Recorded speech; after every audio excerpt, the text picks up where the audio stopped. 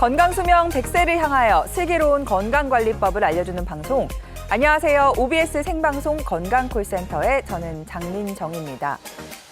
나이가 들면서 우리 피부에 주름이 지듯이 우리의 관절 연골 또한 점점 다를 수밖에 없습니다.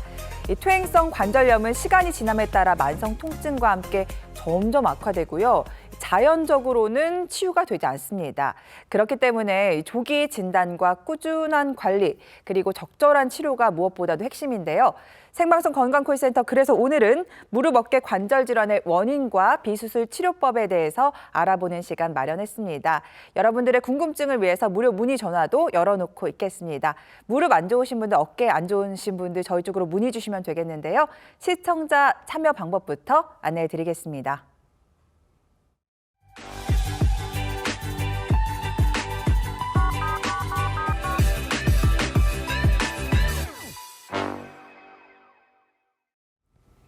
네, 오늘 여러분의 관절 건강에 도움 말씀 주실 전문의 선생님 모셔보도록 하겠습니다. 마냥 이쁜 우리 맘의 양쌤, 정형외과 전문의 양혁재 원장님과 함께합니다. 어서 오세요. 네, 안녕하세요. 네, 시청자분들께 인사 부탁드립니다. 네, 안녕하세요. 정형외과 전문의 양혁재입니다. 제가 이제 방송에서는 열심히 어머님들을 도우면서 농사일도 열심히 하고 힘드신 분들을 옆에서 보살펴 드렸으면, 오늘은 정말 우리 시청자분들께서 요즘에 특히나 오늘처럼 이렇게 비 오고 날씨가 흐리고 추워지기 시작할 때 우리가 평소에 안 아팠던 관절 마디마디가 쑤시고 아프셔서 지금 시청자분들께서도 나 여기가 좀 아픈데 여기에 좋은 치료법은 없을까라고 궁금해하셨던 어머님이나 아버님이 계신다고 하면, 오늘 성심성의껏 최대한 상담을 잘 해드리도록 할 테니까요. 전화 주신다고 하면 최대한 잘 상담해드리도록 하겠습니다. 네. 오늘 양혁재 원장님과 함께 하시면서 궁금한 점 생기시면요, 아래 나가고 있는 번호로 연락 주시면 되겠습니다. 원장님, 내일부터는 찬바람이 솔솔이 아니라 이제 쌩쌩이 될 것 같은데, 그럴 때마다 무릎이 뻣뻣해지는 게 기분 탓일까 고민하는 분들 많으신 것 같습니다. 많은 분들이 고생하시는 대표적인 무릎 질환은 어떤 것들이 있을까요?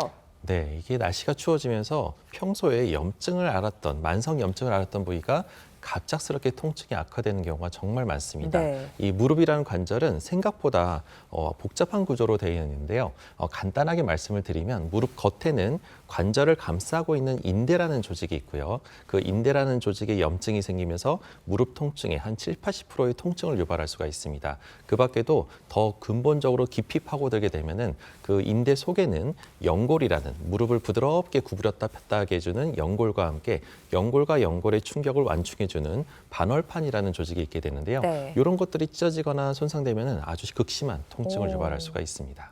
네, 그래도 무릎 질환하면 가장 먼저 떠오르는 건 아무래도 퇴행성 관절염일 것 같은데, 퇴행성 관절염 보통 어떤 단계로 진행이 될까요? 네, 우리가 관절염이라는 건 아까 처음에 말씀하셨다시피 점점점 나이가 들면서 노화 현상으로 더 진행이 되게 되는데요. 네. 우리가 주로 1단계, 2단계, 3단계, 4단계가 있습니다.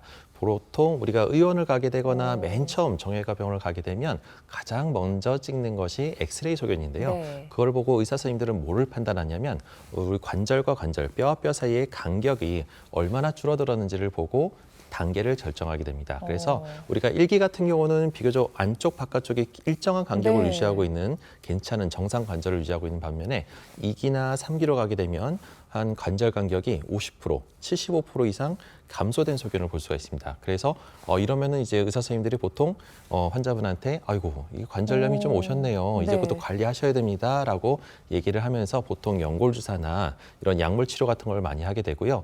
근데 이게 통증이 너무 악화되거나 갑작스럽게 또 다리가 휘어지면서 악화되는 경우가 있습니다. 네네. 이거는 뭐냐면 이제 3기에서 4기로 넘어가면서 뼈와 맞닿고 또 위에 뼈가 아래 뼈를 파고들면서 갑자기 뼈가 무너져 내리게 되면 네. 보행에 심각한 손상과 함께 보행을 못하게 되고 지팡이 없이는 도저히 걸을 수가 없을 정도로 심한 통증을 유발할 수가 있습니다. 네. 습관이나 뭐 자세, 노화에 따라서 좀 관절이 변형이 되다가 마지막 중증 단계에선 정말 뼈가 딱 붙어서 너무나 아플 것 같은데 이렇게 되기 전에 빨리 치료를 해야 될 것 같은데 맞습니다. 네. 어떤 증상이 느껴질 때 나도 퇴행성 관절염일 수 있겠구나 짐작을 좀 해볼 수 있을까요? 네, 맞습니다. 우리 시청자분들께서도 한번 유심히 한번 보시면서 내가 이런 증상들에 혹시 3개 이상은 해당되는 건 없는지 이러면 네. 관절염을 좀 초기 단계를 의심을 해봐야 됩니다. 3개? 보통 네. 이제 첫 번째는 시큰거리는 증상. 보통 내가 걷다가 어느 순간 갑자기 잘못 걷게 되면 시큰거리면서 통증 때문에 깜짝 놀라서 멈추게 되는 이런 일이 생기게 되면 뭐 또 이런 증상이 있을 수가 있고요. 그 밖에도 무릎 안쪽에 소리가 동반되면서 반복적으로 약간 불편한 통증을 뚝뚝. 동반하게 되거나 네.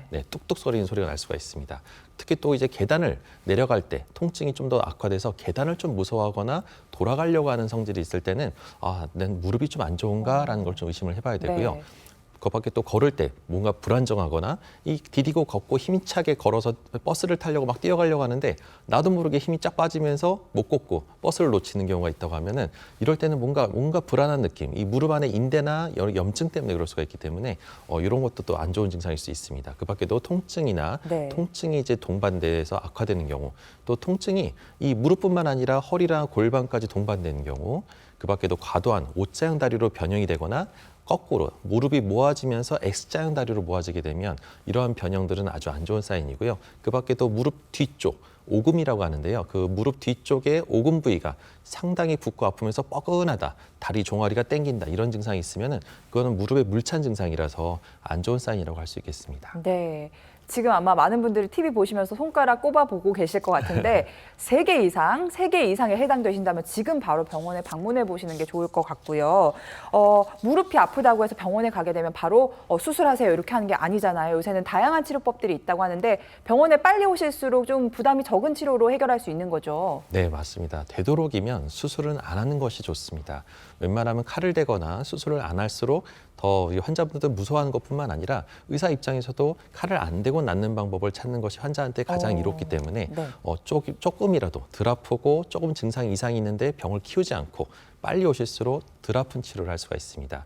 우리가 초기 단계에는 비교적 보존적 치료로 약물 치료로 염증을 가라앉히고 물리치료나 도수치료로 완화시키면서 자연 치유를 기대해 볼 수가 있는데 무릎 관절염이 2기나 3기 정도로 더 진행이 되게 되면 이렇게 계단 걷거나 앉았다 일어나거나 이럴 때 통증이 더 악화되면서 이 약물 치료로는 잘 안 낫고 동네에서 연골살을 맞아도 효과가 떨어지는 경우가 네. 꽤 많습니다. 이럴 때도 실망하실 게 아니라 좀 더 전문 병원을 오시게 되면 우리가 손상된 원인, 통증의 원인을 정확하게 찾아서 우리가 이제 재생을 유도하면 되는데요.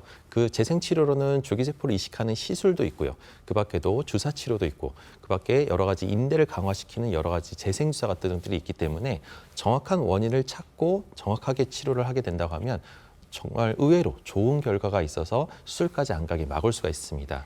하지만 또 경우에 따라서는 진짜 병원 가기를 무서워하셔서 네. 너무 참다가 이제 오시는 분들이 있는데 네. 이런 분들은 이제 수술을 하게 되지만 수술이라고 해서 정형외과 수술이 무조건 무서운 수술만 있는 것이 아니라 인공관절 외에도 자기 무릎을 살려서 줄기세포 재생이나 이런 걸 통해서 내 무릎을 살리는 아주 좋은 방법들이 의술이 발달하면서 많이 좋아지고 있기 때문에 혼자 고민하지 마시고 반드시 전문가를 찾아서 치료 방법을 찾아보시길 권해드립니다. 네. 오늘 방송 중에 제일 중요한 건 이거인 것 같습니다. 병원에 빨리 가실수록 덜 아픈 치료를 받으실 수 있다. 그 덜 아픈 치료들을 오늘 좀 소개해드리려고 하는데 그중에서 하나가 주사 치료가 아닐까 싶습니다. 오늘 증식 주사에 대해서 자세히 알아보려고 하는데요. 어떤 원리로 우리 무릎이 좋아질 수 있는 걸까요?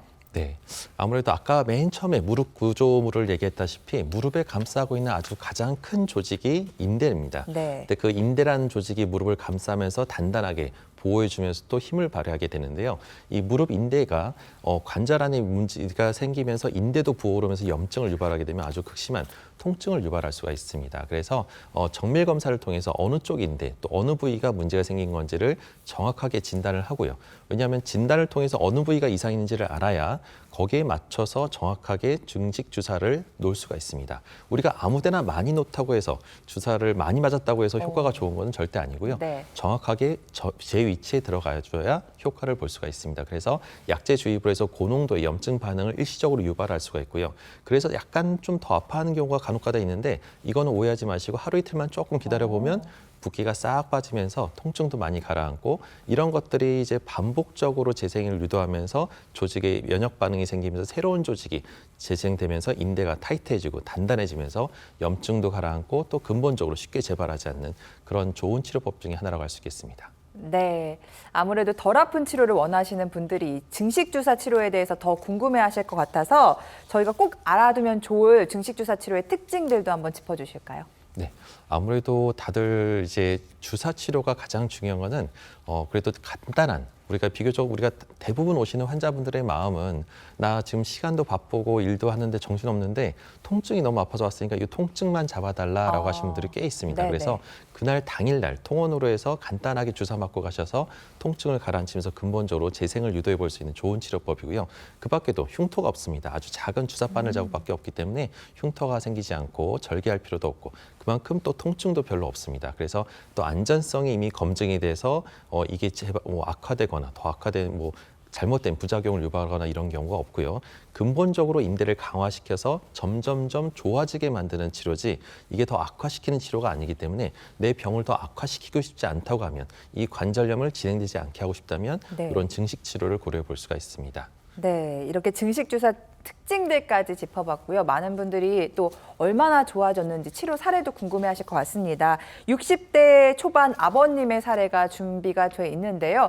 등산을 굉장히 좋아하셨던 분인지라 무릎이 좀 빨리 망가지신 것 같아요. 네, 맞습니다. 이 아버님은 정말 운동 좋아하시고 등산 좋아하시고 지금 한참 이제 단풍이 좀 이제 지려고 하긴 하지만 네. 요맘때쯤 정말 단풍 구경 가는 걸 너무 예쁘더라고요. 좋아하셨던 분인데 네. 이게 등산을 좋아하다 보니까 어느 순간 이 자신감이 갑자기 실망으로 어느 순간 내가 내려오다가 심한 통증과 함께 다리가 마음대로 움직이지 않는 거예요. 심하게 오금이 물차고 붓고 아파서 너무 통증이 오래 가다 보니까 쉬어도 낫질 않아서 병원에 가서 왼쪽 사진처럼 MRI를 한번 찍어봤습니다. 근데 찍어봤더니 무릎에 물이 심하게 차고 이 안쪽에 내측 뒤쪽의 연골판이 후각부라고 네. 하는데요.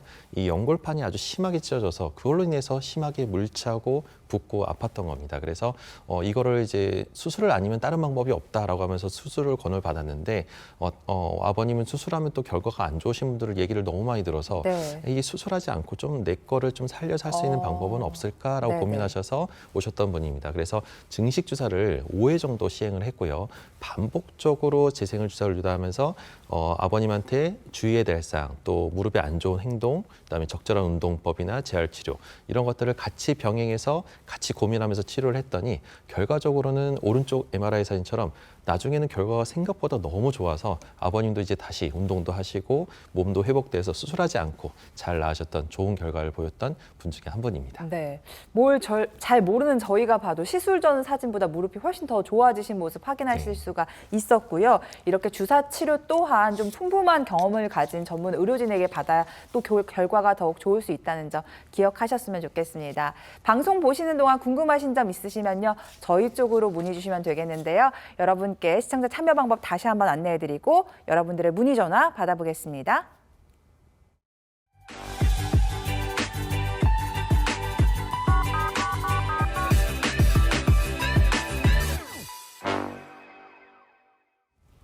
네, OBS 생방송 건강콜센터 지금 시각은 4시 45분 지나가고 있습니다.